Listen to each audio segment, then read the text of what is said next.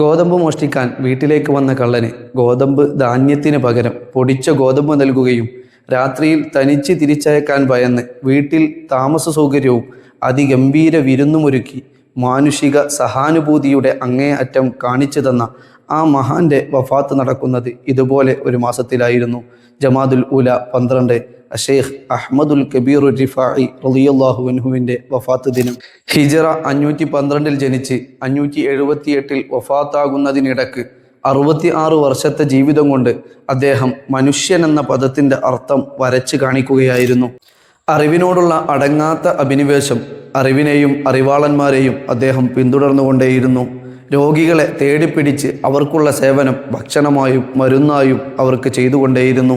ഇങ്ങനെ അദ്ദേഹത്തിൻ്റെ ജീവിതത്തിൽ അദ്ദേഹം നേടിയെടുത്ത നേട്ടങ്ങളുടെ എല്ലാം അടിസ്ഥാനം മഹാന്മാർ രേഖപ്പെടുത്തി വെക്കുന്നുണ്ട്. ഇന്നമാഹുവ മിൻ കസ്റത്തി ശഫഖതിഹി അലൽ ഖൽഖ്, അള്ളാഹുവിൻ്റെ സൃഷ്ടികളുടെ മേൽ അദ്ദേഹം കാണിച്ച സഹാനുഭൂതിയായിരുന്നു.